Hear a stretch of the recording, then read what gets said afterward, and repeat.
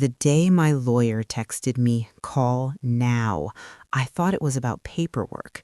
I never imagined he was about to tell me that my own daughter, the girl I raised, protected, and trusted more than anyone, was secretly trying to take my house, my savings, everything I had left. At first, I refused to believe it, but when the proof arrived, signatures I never gave, documents I never approved, I realized something terrifying. My daughter wasn't helping me manage my life. She was quietly preparing to take it from me. Before I begin, if you've ever lived through betrayal like this, please like, leave a comment, and subscribe to my YouTube channel.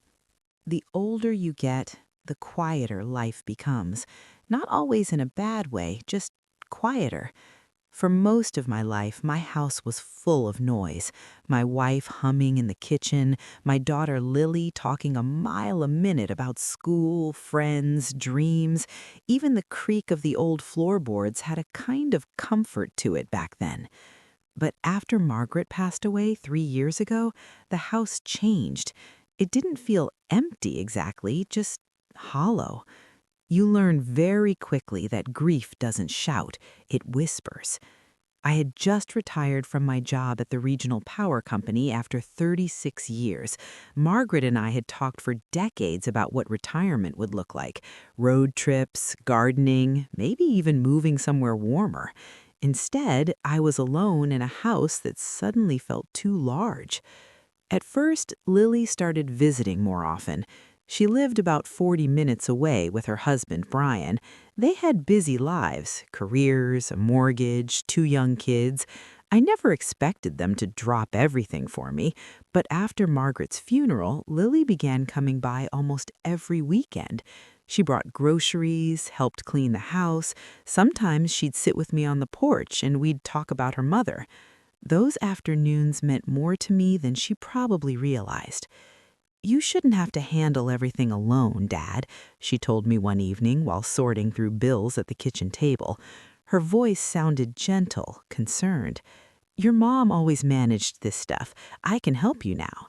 And the truth was, she was right. Margaret had always been the organized one. She knew which bill needed paying and when. She remembered passwords and account numbers. I had spent decades working long hours, trusting her to manage the details of our home life. After she was gone, even simple things felt confusing. So when Lily offered to help with finances, I was grateful. We sat beside me at the dining table with a stack of papers, her laptop open. "We should simplify things," she said one afternoon. "Make sure everything is easier if something ever happens." I remember laughing a little. Well, if something happens, I suppose I'll be too busy being dead to worry about paperwork. She didn't laugh. Instead, she just gave me that serious look she sometimes had as a kid when she was determined about something. "It's just practical, Dad." She helped me organize accounts, bank statements, retirement funds. Occasionally, she'd slide a document toward me. "Just sign here so I can help manage things if you ever need it." I didn't think twice about it. Why would I? She was my daughter, the little girl who used to fall asleep on my shoulder during long car rides, the teenager who cried when she left for college. Trust wasn't something I questioned with her. Not then, not ever. Over the next year, her visits became more frequent. Sometimes she'd stop by during the week with groceries. "Just making sure you're eating properly," she'd say, setting bags on the counter. Other times, she'd bring the kids, filling the house with the kind of noise I hadn't heard since Margaret was alive. I'll admit I looked forward to those visits. They made the house feel alive again. Looking back now, I realize something else was happening during that time, but I didn't see it then, not clearly. Sometimes Lily would ask questions about my savings. "Dad, how much is in the retirement account now?" Or she'd casually bring up the house. "You know this place must be worth a lot now, right?" I assumed it was just curiosity, or maybe practical planning. After all, families talk about these things, and Lily always framed it as concerned. You worked your whole life for this, Dad. We just need to protect it. Protect. That word meant something very different than I thought. The afternoon everything changed started like any other. It was a quiet Tuesday. I was sitting on the back porch drinking coffee and reading the newspaper. The early autumn air had that crisp feeling that reminds you winter isn't too far away. My phone buzzed on the small table beside me. At first, I ignored it, but then it buzzed again and again. Finally, I picked it up. The message was from Daniel Harper, my lawyer. I'd known Daniel for almost 25 years. He handled the paperwork when Margaret and I bought the house. He helped write our wills. Over the years, he became more like an old family friend. The message was short, just 3 words, "Call now." Underneath it was another text sent seconds later, "This is urgent." I remember staring at the screen for a long moment. Daniel wasn't the kind of man who used capital letters. He was calm, methodical. If he said something was urgent, it probably was. A strange knot formed in my stomach. At first, I thought maybe it had something to do with my will or taxes or some routine legal issue I'd forgotten about, but something about the message felt off. Still, I dialed his number. He answered almost immediately. "Robert," he said. His voice sounded tight. "Are you somewhere you can talk privately?" I frowned. "I'm at home. What's going on?" There was a brief pause on the line, long enough to make my chest feel heavy. Then Daniel said something I'll never forget. "Your daughter came to see me last week." That didn't seem strange. "Okay," I said slowly. "She brought legal documents with your name on them." I leaned back in my chair. "All right." Another pause. And then he said the words that changed everything. "She was trying to transfer ownership of your house." My heart skipped. "What?" "And access your retirement accounts." For a moment, I honestly thought I had misheard him. "That can't be right," I said. Daniel's voice lowered. "The documents she brought would give her full control over your property and your retirement savings." I felt the world tilt slightly. "That can't be right," I whispered. "She said you had approved everything." The silence between us felt heavy. Then Daniel said quietly, "Robert, I think your daughter may be trying to take everything you own." For a long moment, I just sat there staring out at the empty backyard, and suddenly all those little moments from the past year began sliding together in my mind like pieces of a puzzle I didn't want to see. For a moment after Daniel said those words, I didn't respond. I just sat there, staring at the maple tree in the backyard, watching the wind move slowly through its branches. My mind refused to accept what I had just heard. My daughter, trying to take everything I owned. It sounded absurd. Lily had always been thoughtful, caring, the kind of daughter people envied. She visited more often than most children did once they had their own families. She brought groceries, she called to check on me, she hugged me when she left the house and said she loved me. That wasn't the behavior of someone planning to steal from their father. "Daniel," I finally said, my voice sounding distant even to myself, "there must be some kind of mistake." On the other end of the line, he exhaled slowly. "I wish that were the case. Maybe she misunderstood something. Maybe I signed something without realizing what it was." Daniel didn't interrupt me. He just listened. I realized I was trying to convince myself more than him. "Robert," he said gently after a moment, "I didn't want to jump to conclusions either. That's why I checked the documents carefully before calling you." I felt my chest tighten. "What did you find?" The signatures looked close, but they didn't match perfectly. My fingers tightened around the phone. "Meaning?" "Meaning they could be traced or copied from another document." I closed my eyes. The idea made my stomach churn. My daughter forging my name. It sounded impossible, but Daniel wasn't a man who said things like that lightly. "There's more," he added. I didn't want there to be more. The documents she brought included a draft transfer of your house into a shared ownership structure with her name listed as primary authority. I tried to process the sentence, but it felt like trying to read a foreign language. "Primary authority?" I repeated slowly. "Yes, essentially it would allow her to sell the property without your direct approval." I sat up straighter in the chair. "Sell my house?" "Yes." My voice rose slightly. "Why would she want to sell my house? I live here." Daniel's answer was quiet. "The documents listed the property as part of an asset management restructure." I almost laughed, except nothing about the situation was funny. Asset management restructure. That sounded like something a corporation would do, not a daughter helping her widowed father. "She told me you were struggling to keep up with finances," Daniel continued. "She said you wanted her to step in and manage things before it became too much for you." A wave of anger passed through me. "I never said that." "I know." The firmness in his voice surprised me. "Because I've known you for 25 years and because you didn't come to me yourself." I felt a strange mixture of relief and dread. Relief that he believed me, dread that the situation might be exactly what it appeared to be. "Did she seem nervous?" I asked quietly. Daniel thought for a moment.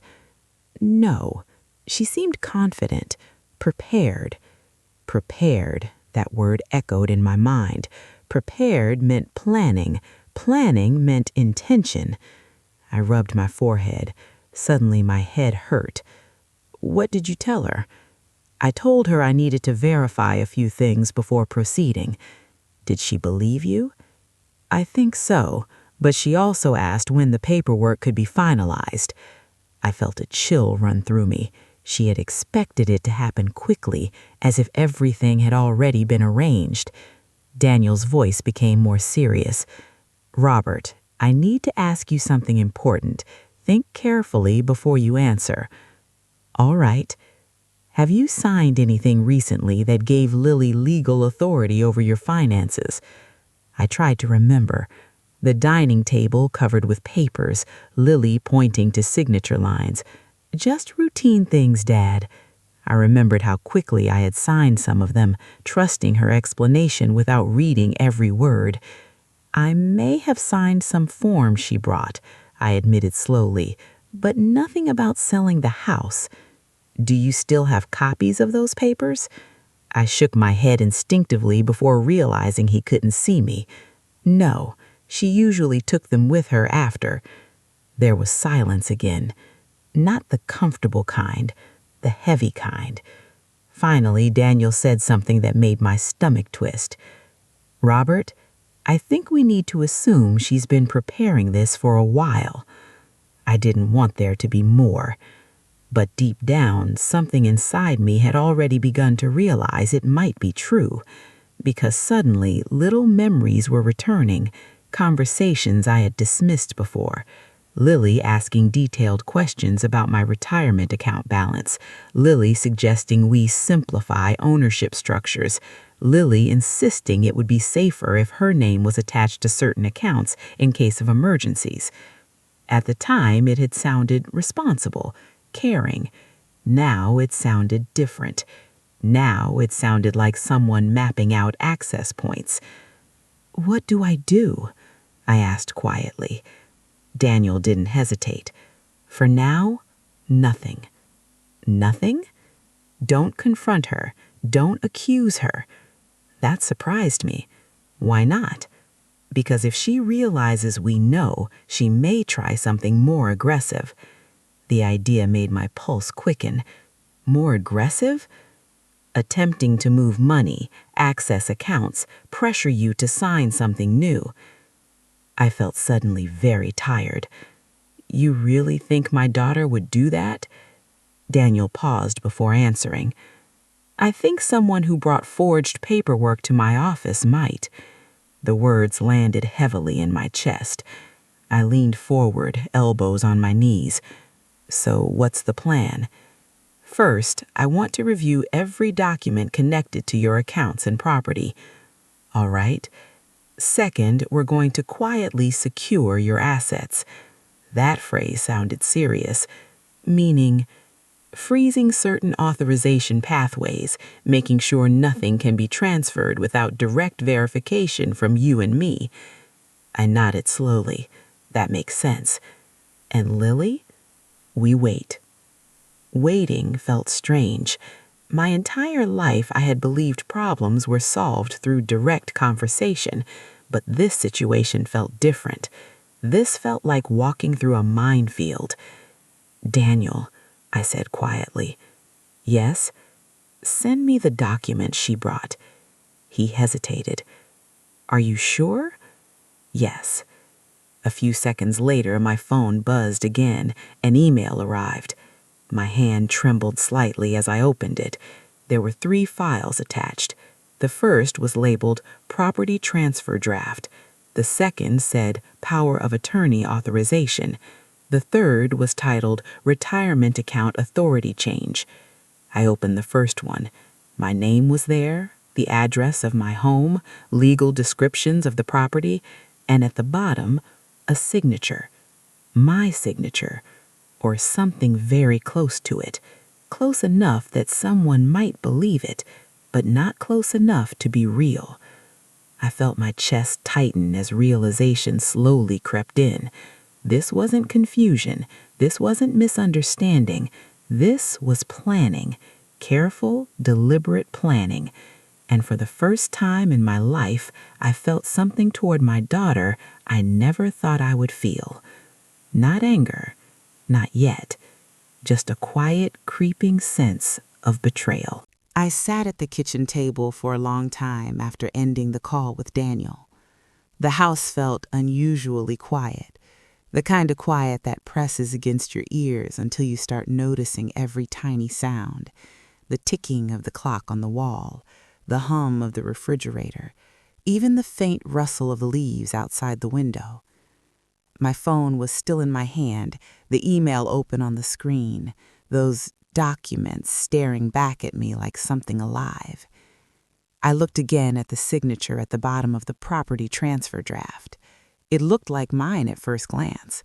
Anyone who didn't know my handwriting well might believe it. But the longer I stared at it, the more wrong it looked. The R in Robert curved slightly too far.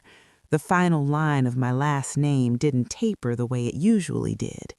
Someone had copied it, carefully, patiently. I leaned back in the chair and closed my eyes. Images of Lily as a little girl came flooding into my mind, the way memories often do when you're trying to reconcile who someone was with who they've become. I remembered the day she learned to ride a bike. She must have been 6. She kept wobbling down the driveway while I ran behind her, holding the seat. Each time she fell, she'd jump up laughing and say, "Again, Dad." That same little girl had once made me a birthday card out of construction paper and glitter. She wrote, "Best Dad Ever," in big, uneven letters. I still had that card somewhere in a box upstairs. I opened my eyes again and looked down at the legal document on my phone. How did someone go from that little girl to this? My phone buzzed suddenly in my hand, making me jump slightly. For a brief moment, I felt a strange surge of fear. What if it was Lily calling? But when I looked down, it was only a notification from the weather app predicting rain later that evening. I exhaled slowly. The tension in my chest had become constant since Daniel's phone call. After another few minutes of staring at the documents, I forced myself to stand and walk into the living room. The framed photos on the wall seemed to watch me as I passed. Margaret and me on our wedding day, Lily at her high school graduation, the family vacation we took to the mountains when she was 12. That photo made me pause. Lily was standing between Margaret and me, smiling so wide her eyes were almost closed, her arms wrapped around both of us like she never wanted to let go. I stared at that picture for a long time. Then I heard a car pull into the driveway.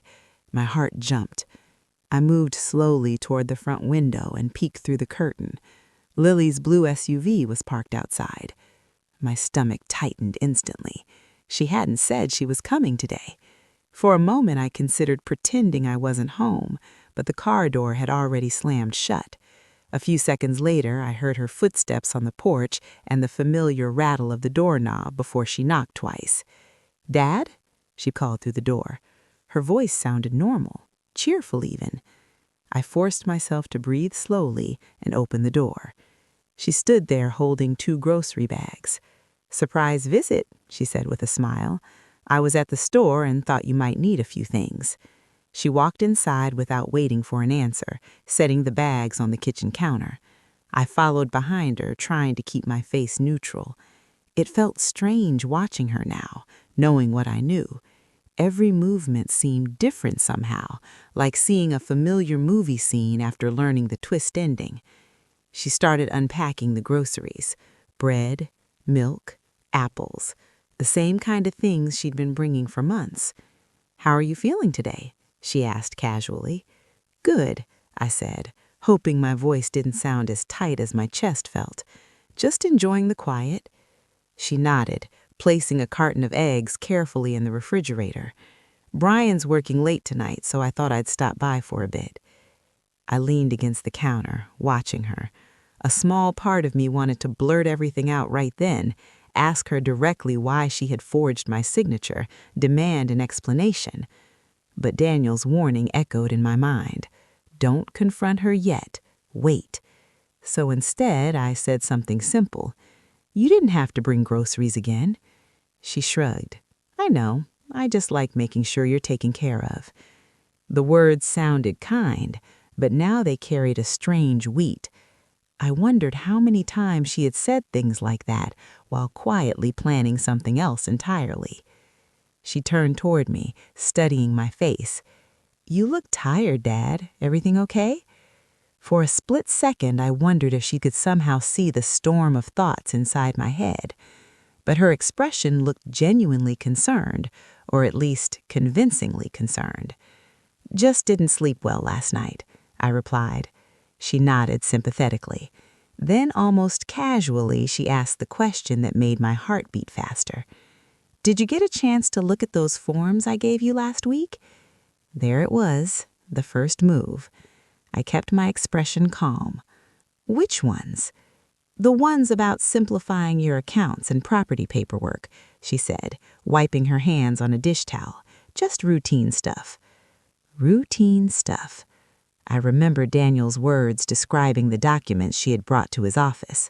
Full control over your property and retirement savings. I walked to the table and sat down slowly.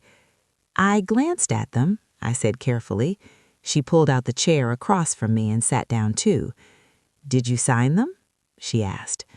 The question was so direct it almost took my breath away. She was watching me closely now, waiting, measuring my reaction. I realized this moment mattered. Whatever I said next might shape everything that followed. So I gave the answer Daniel had suggested earlier. "I think so," I said slowly, "but you know me, paperwork all starts to look the same after a while." She smiled slightly.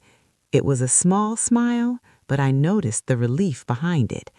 "That's why I help you with it," she said. "Just makes life easier." Easier for who? I wondered silently. We sat there for a moment in silence. Then she reached across the table and gently placed her hand over mine. The gesture was so familiar it almost hurt. "I'm just trying to make sure everything is organized," she said softly, "in case anything ever happens."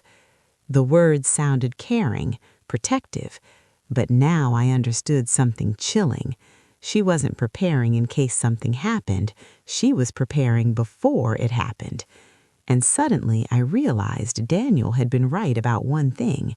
If I had confronted her earlier, I never would have seen this side of her. Her hand was still resting on mine, warm and familiar, the same way it had been when she was a child seeking comfort after a bad dream. For a brief moment, I almost convinced myself Daniel had misunderstood everything. Maybe this really was just a misunderstanding. Maybe the paperwork had been confusing. Maybe there was some explanation I hadn't seen yet. But then I remembered the documents on my phone, my forged signature, the property transfer draft, the power of attorney authorization, and that small flicker of hope quietly faded. I gently pulled my hand back and stood up, walking toward the coffee machine to give myself a moment to breathe. "Coffee?" I asked. "Sure," she said. As the machine began to hum, I glanced back at her sitting at the table. She looked comfortable, almost relaxed. That surprised me. If she was trying to deceive me, she wasn't showing any sign of nervousness. No shifting eyes, no fidgeting, just calm patience. It made me wonder how long she had been planning this. I poured 2 cups and brought one to the table, setting it in front of her. "Thanks, Dad," she said with a smile. We sat there sipping coffee quietly for a moment. The ticking of the wall clock filled the silence between us. Then she spoke again. "I was actually thinking we should go over a few more things soon," she said. My stomach tightened slightly. "Like what?" "Well," she said casually, "just making sure everything is set up the best way possible. Your house, your accounts, your retirement fund. There are ways to make it all simpler." Simpler, that word again. I leaned back in my chair. "I thought we already did most of that." "We did some," she replied, "but there are still a few things that could make life easier down the road." I nodded slowly, pretending to consider it. Inside my mind, however, I was remembering something Daniel had told me at the end of our phone call. Don't confront her. Let her believe everything is moving forward. That way we'll see exactly what she's planning. So instead of questioning her, I simply said, "All right." Her eyes lit up slightly. "Really?" "Sure," I said, "if it helps keep things organized." She smiled, clearly pleased. "I can bring the paperwork next time." There it was again. Paperwork, documents, signatures, each one another step toward whatever plan she had built. The thought made my chest feel heavy, but I forced myself to stay calm. We talked for another half hour after that, mostly ordinary things. Her kids' school activities, Brian's job, a neighbor who had recently moved away. On the surface, it felt like any normal conversation between a father and daughter. But beneath the words, something else was happening. Every time she mentioned finances or paperwork, I noticed the subtle way her voice sharpened, the way she watched my reactions carefully. She was measuring how much control she already had. Eventually, she stood up and gathered her purse. "I should head home," she said. "The kids will be back soon." I walked her to the door. She hugged me tightly before leaving, just like she always did. "Love you, Dad." "I love you too," I replied automatically. But as she walked to her car, I felt a strange ache in my chest. Not just betrayal, confusion, because part of me still wanted to believe she meant those words. The sound of her SUV pulling away echoed down the street, leaving the house quiet again. I closed the door slowly, then walked back to the kitchen and sat down at the table where we had been talking. My phone buzzed immediately. "Daniel." "Did she come by today?" he asked as soon as I answered. I blinked in surprise. "How did you know?" "Because she called my office this morning asking when the paperwork might be finalized." I rubbed my forehead. "She was here 10 minutes ago." "And?" "She asked if I signed the forms." There was a pause. "What did you tell her?" That I thought I had. Daniel let out a slow breath. Good. You were right, I said quietly. She's pushing forward, which means she believes the plan is still working. I stared at the empty chair across from me where Lily had been sitting. It's strange, I admitted. She acts completely normal. That's often how these situations work, Daniel replied. What do you mean? People who plan things like this usually convince themselves they're doing the right thing. The idea unsettled me. Stealing from your father isn't the right thing. No, Daniel agreed, but in her mind she may see it differently. How? Maybe she thinks she deserves it early. Maybe she believes you'll eventually give it to her. I didn't respond. The possibility lingered in the air between us. Finally, I asked the question that had been sitting in the back of my mind since this started. Daniel, yes? What happens next? Daniel's voice became more focused. I've already begun protecting your assets. Meaning, I placed legal flags on your property and accounts so nothing can be transferred without your direct confirmation. That gave me a small sense of relief. So she can't actually take anything right now? No. But she thinks she can, I said slowly. Yes. The plan began to form clearly in my mind. So we let her continue. For now. How far? Far enough to reveal exactly what she intends to do. I leaned back in my chair.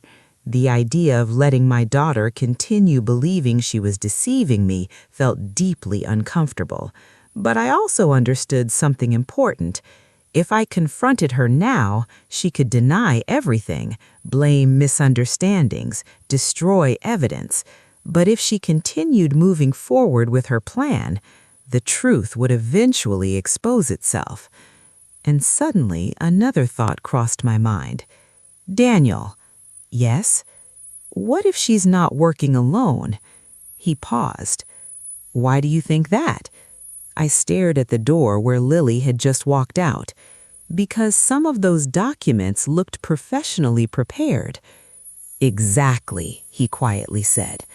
A chill ran through me. You think someone helped her? It's possible, Daniel replied.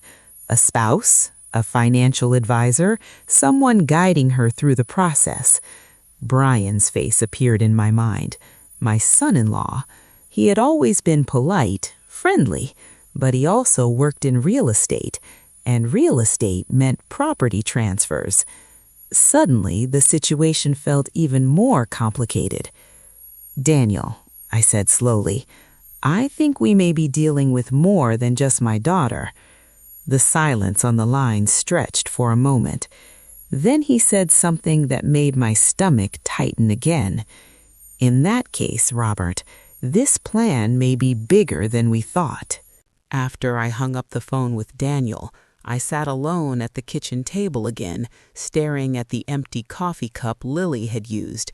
It was still sitting exactly where she left it, a faint ring of condensation beneath it on the wooden surface. The house felt different now, not just quiet the way it had been since Margaret passed, but uneasy, like something invisible had settled into the walls. I kept replaying Daniel's last words in my mind. This plan may be bigger than we thought. The idea that Lily might not be acting alone made my chest feel even heavier. My mind immediately went to Brian. My son-in-law had always been polite, almost overly polite. He shook my hand firmly every time we saw each other, called me sir even though I told him years ago he didn't need to. But there was always something about him that felt calculating. I could never quite explain it, and because Lily loved him, I never tried to. Now, though, the pieces started rearranging themselves in my memory. Brian worked in real estate. Property transfers, ownership structures, contracts, those were things he understood far better than Lily ever would. If someone was helping her design a plan to gain control of my house, Brian would be the obvious candidate. I rubbed my temple slowly. The thought of the two of them working together behind my back was almost too much to process. Still, I forced myself to think logically. Daniel was right. If they believed their plan was working, they would keep moving forward, and every step forward would reveal more about what they intended to do. That meant I had to keep pretending everything was normal, pretending I trusted them completely. The idea made my stomach twist, but I knew it was necessary. That evening, the rain Daniel's weather app had predicted finally arrived. It started softly at first, a gentle tapping against the windows, but by nightfall it had turned into a steady downpour. I sat in the living room with the lights dimmed, listening to the rain and looking through an old photo album Margaret had put together years ago.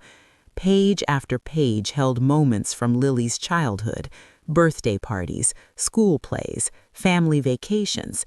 I stopped at a picture of Lily when she was about 8 years old, standing in the backyard holding a small frog she had caught near the pond.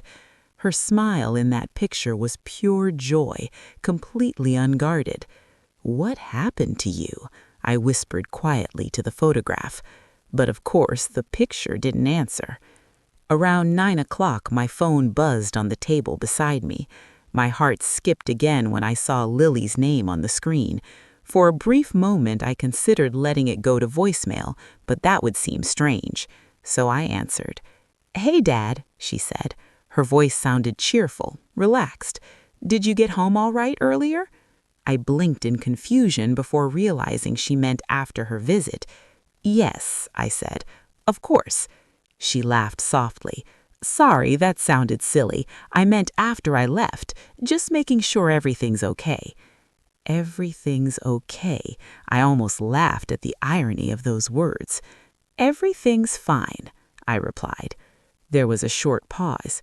Then she said, "I was thinking about what we talked about earlier." My grip on the phone tightened slightly. "The paperwork?" "Yeah," she said. "I found another document that might make things even simpler." Even simpler. That phrase was starting to sound like a warning signal in my mind. "What kind of document?" I asked. "Just a different kind of property structure," she explained. "It's actually really common now. It helps avoid complications later." I could almost hear Brian's influence in the way she described it. "You've been doing a lot of research," I said carefully. She hesitated for a fraction of a second before answering. "Well, Brian's familiar with this stuff through work." There it was, the first confirmation. I kept my voice calm. "That makes sense. He just wants to make sure you're protected too," she added quickly. Protected, another word that had begun to carry a different meaning. "That's thoughtful," I said. We talked for a few more minutes about ordinary things before she ended the call. But after hanging up, I sat there staring at the phone again. She had revealed more in that short conversation than she probably realized.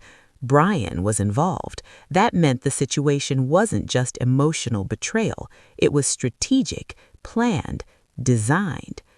The next morning, I called Daniel again and told him everything about the conversation. That confirmed my suspicion. They're working together. "What do we do with that information?" I asked. "For now, we keep observing, but we also start preparing the next step." I leaned forward slightly. "Which is?" His voice became serious. "We let them believe they've succeeded." The sentence hung in the air between us. "You mean let them think they've gained control?" "Exactly." The idea made my stomach churn. That sounds dangerous. "Not if we control the timing," Daniel explained. "We create a situation where they think the transfer is complete, then we reveal the truth." I thought about Lily's confident smile yesterday when she asked if I had signed the forms. She already believed she was close to finishing whatever plan she had created. Letting her continue might show us the final step. "All right," I said quietly. "Tell me what you need me to do." Daniel paused for a moment before answering. "The next time she brings paperwork, sign it." My heart skipped. "Sign it?" "Yes. but only the documents we've already secured legally. I exhaled slowly. The plan was becoming clear now. Let them think they were winning. Let them believe their deception had worked, and then expose everything. But even as I agreed to the plan, one thought kept lingering in the back of my mind. The moment Lily realized the truth, the moment she understood I had known all along, I wondered what her face would look like then, and whether I would still recognize the daughter I once knew. For the next few days, life moved forward in a strange kind of silence. On the surface, nothing had changed. The house was still quiet in the mornings, the same sunlight still filtered through the kitchen window, and the same old clock still ticked on the wall. But inside my mind, everything felt different. Every memory, every conversation with Lily over the past year replayed itself in my thoughts, now colored by suspicion. I began noticing things I had ignored before, little comments she had made about property values rising, questions about how much my retirement account had grown, the way she sometimes glanced around the house as if measuring something. At the time, I had thought it was simple curiosity. Now, it looked more like calculation. Daniel and I spoke almost every day during that week. He moved quietly behind the scenes, securing my accounts, placing legal protections on the house, and making sure no financial transfer could happen without both of us approving it. He also examined the documents Lily had already presented at his office. The more he reviewed them, the clearer the picture became. This wasn't thrown together quickly, he told me during one of our calls. Someone spent time designing this structure. Brian, I said. Very likely. Daniel explained that the paperwork Lily brought wasn't just random forms. It was a carefully layered plan. First came partial authority over financial accounts, then shared control of the property. Finally, the ability to transfer ownership entirely through what looked like a routine estate adjustment. In other words, it would appear legal to anyone who didn't know the full story. Listening to that explanation made my chest feel heavy. The idea that my own daughter had taken time to construct something so deliberate was difficult to accept, but there was something even more unsettling. She believes she's close to finishing it, Daniel said. How do you know? Because the last document she showed me was designed to finalize everything. The final step. Those words echoed in my mind long after the call ended. 2 evenings later, Lily called again. "Hey, Dad," she said casually. "Are you home tomorrow afternoon?" "Yes." "Good. I want to stop by with the paperwork we talked about." I kept my voice steady. "All right. Brian might come with me, too. He just wants to explain a few details so everything makes sense." Of course he did. "Sounds fine," I replied. After the call ended, I stared at the phone for a long time. Tomorrow afternoon, the next step of their plan. That night I barely slept. Every time I closed my eyes, memories flooded my mind. Lily as a child sitting on my shoulders at the county fair. Lily crying the day we dropped her off at college. Lily walking down the aisle on her wedding day while Margaret held my arm and whispered how proud she was. Those memories didn't match the person who was now trying to take my home. But by morning, the sadness had turned into something else. Determination.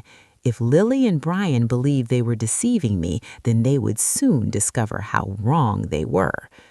The next afternoon arrived slowly. At exactly 3 o'clock, their car pulled into the driveway. I watched from the living room window as Brian stepped out first. He looked exactly the same as always, clean-cut, confident, wearing a neatly pressed shirt like he had just come from a business meeting. Lily followed him holding a leather folder under her arm. My chest tightened slightly as they walked up the front steps. I opened the door before they could knock. "Hey, Dad," she said with a warm smile, hugging me. Brian shook my hand firmly. "Good to see you, Robert." "Come in," I said. They settled at the dining table while Lily placed the folder carefully in front of her. I know paperwork isn't your favorite thing, she said lightly, so we'll keep this simple. Brian nodded beside her. We just want to make sure everything is organized properly for the future. The future. I sat down across from them. Lily opened the folder and began laying out several documents. These are just updates to the property structure, she explained. It basically ensures everything stays within the family. Brian leaned forward, pointing at one of the pages. This section just establishes shared authority over the property, totally standard these days. His tone was calm, confident, too confident. I glanced at the signature line. My name was already printed beneath it, just waiting. So if I sign this, I asked slowly, everything becomes simpler. Exactly, Brian said. Lily smiled reassuringly. It just protects everyone. Protects everyone. I looked at their faces for a moment.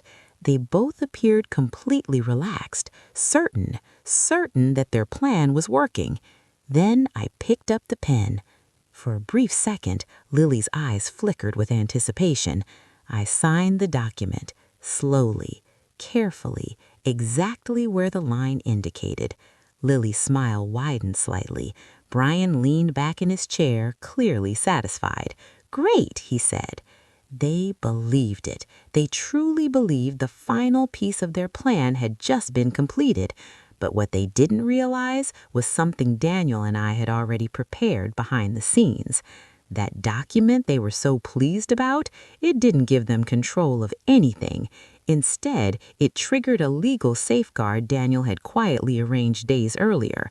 And the moment the paperwork was processed, everything would change. I looked up at Lily and Brian as they gathered the papers. Neither of them noticed the quiet certainty growing inside me, because the truth was, their plan had reached its final step, and so had I. After I signed the document, Lily carefully slid the papers back into the leather folder as if they were something precious. Brian watched the movement with quiet satisfaction, his fingers tapping lightly on the table for a moment before he folded his hands together. Well, he said, leaning back slightly, that should take care of everything. Everything. The word hung in the air like a quiet confession. Lily looked relieved, more relieved than I had seen her in a long time. It was subtle but noticeable. Her shoulders loosened and the tension she had been carrying for weeks seemed to fade. I wondered if she believed she had just secured her future. Maybe in her mind this wasn't betrayal at all. Maybe she thought she had simply been clever enough to get what would eventually belong to her anyway. That thought didn't make the situation hurt any less, but it did help me understand something. People rarely see themselves as villains in their own story. Lily closed the folder and smiled at me. Thanks for trusting us with this, Dad. Trust. Another word that now carried an entirely different meaning. I know paperwork can be a headache, but this really makes things easier in the long run. Brian nodded in agreement.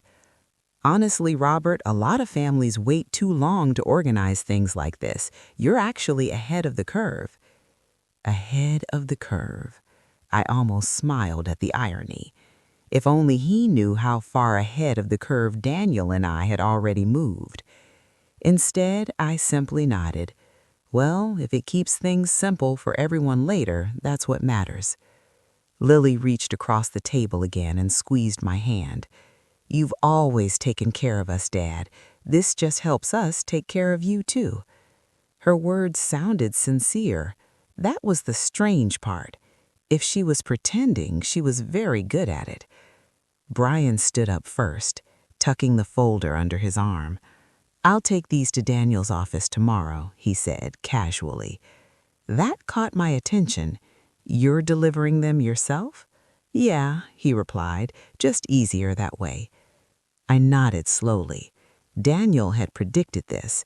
If Brian had helped design the plan, he would want to control the final step. They said goodbye a few minutes later. Lily hugged me again at the door.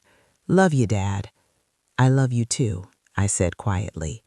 She and Brian walked down the driveway together and climbed into their car. As the engine started and the vehicle pulled away, I stood there watching until it disappeared around the corner. The house felt incredibly still after that, but this time the quiet didn't feel heavy. It felt like the moment before a storm breaks. I went back inside and picked up my phone. Daniel answered after the second ring. "It's done," I said. "You signed?" "Yes." There was a pause on the line, followed by a calm breath. "Good. Then we're exactly where we need to be." I sat down in the same chair Lily had occupied earlier. "They're convinced it worked." "That's what we expected," Daniel replied. "What happens now?" "The next part moves quickly." Daniel explained that the document I had signed triggered a legal verification process he'd arranged earlier. Because of the protective flags he placed on my accounts and property, the system automatically required an in-person confirmation meeting before anything could be finalized, which meant Lily and Brian would soon receive a call asking them to come to his office. And they would believe that meeting was simply the final step in gaining control. "They'll think they're walking in to finish the transfer," Daniel said. "But they're not." No. I could hear the seriousness in his voice. "They're walking into the moment the truth comes out." The idea made my chest tighten again. I had spent days preparing for this moment, but the thought of confronting my daughter still hurt. "When is the meeting?" I asked. "Tomorrow afternoon." "That soon?" "Yes," Daniel said. "And Robert, I'd like you to be there too." "Of course." "Good, because when they realize what's actually happened, things may become emotional." Emotional. That was one way of putting it. After we hung up, I sat quietly for a long time. The final confrontation was less than 24 hours away, and despite everything that had happened, part of me still hoped there would be some kind of explanation, some last-minute confession that would undo this whole nightmare. But deep down, I knew that hope was unrealistic. The next morning arrived faster than I expected. I dressed slowly and drove to Daniel's office just after lunch.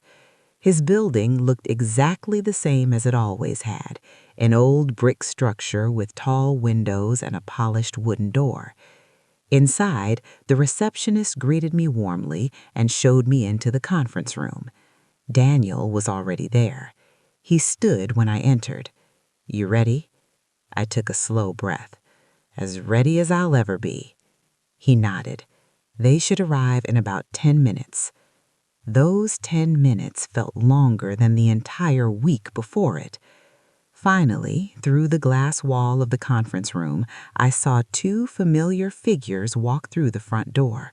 Lily and Brian were smiling, confident, certain they were about to finish their plan. The receptionist guided them down the hallway. When they reached the conference room and saw me sitting inside, both of them froze for a brief moment.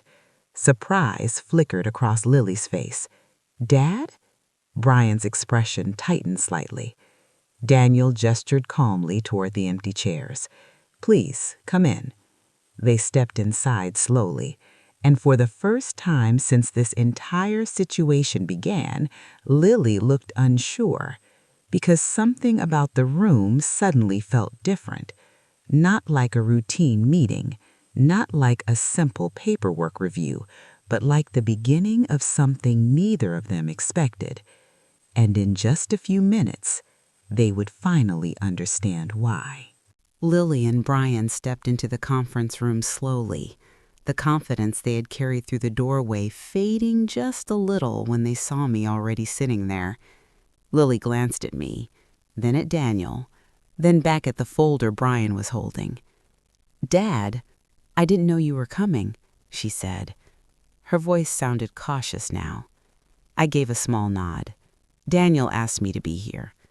Brian forced a polite smile and took the seat across from me, placing the leather folder on the table like he had done so many times before. Lily sat beside him, her fingers resting lightly on the edge of the folder. "Well," Brian said, clearing his throat slightly, "I guess it makes sense for everyone to be here for the final review." Daniel didn't sit down right away. Instead, he remained standing at the head of the table, his hands resting calmly on the back of a chair. "The final review," he repeated. Something in his voice made Lily shift slightly in her seat. "Yes," Brian continued, trying to keep his tone confident. "Robert signed the last document yesterday, so we just wanted to make sure everything is finalized properly." Daniel slowly pulled a thin stack of papers from a file on the table. "I've reviewed the documents you submitted." Lily smiled faintly, though there was tension behind it now. "Great," she replied. Daniel placed the papers on the table and slid them forward. "These are copies of the documents you attempted to process." The word attempted made Brian's eyebrows pull together. "Attempted?" he repeated. Daniel finally sat down, folding his hands together calmly. "Yes, attempted." A quiet silence filled the room. Brian leaned forward slightly. "I'm not sure what you mean. Robert signed everything." Daniel nodded slowly. "That's true." Lily let out a small breath, as if relieved.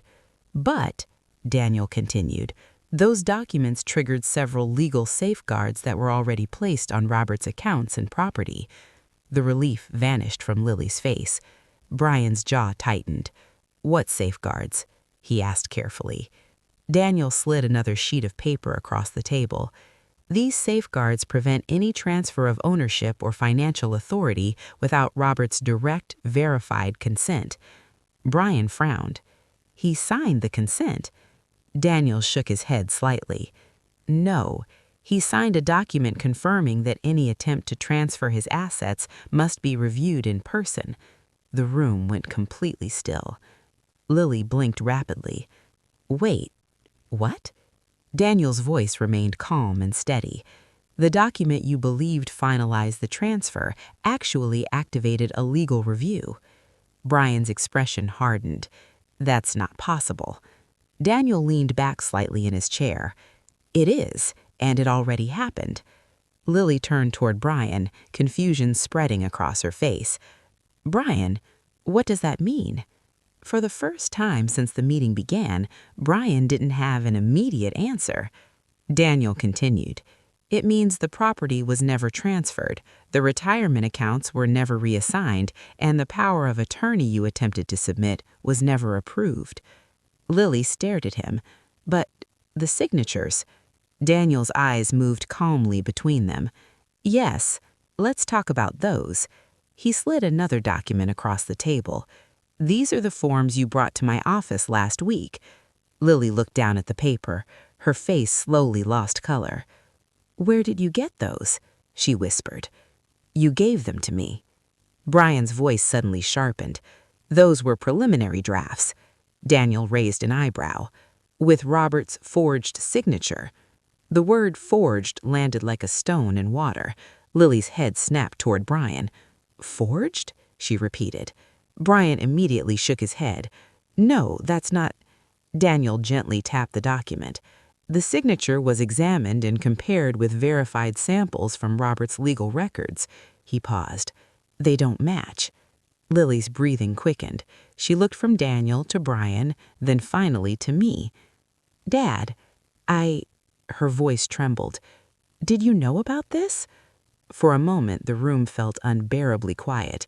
I looked at my daughter, the same girl whose childhood picture still covered the walls of my home, the same daughter who had hugged me yesterday and said she loved me. "Yes," I said quietly.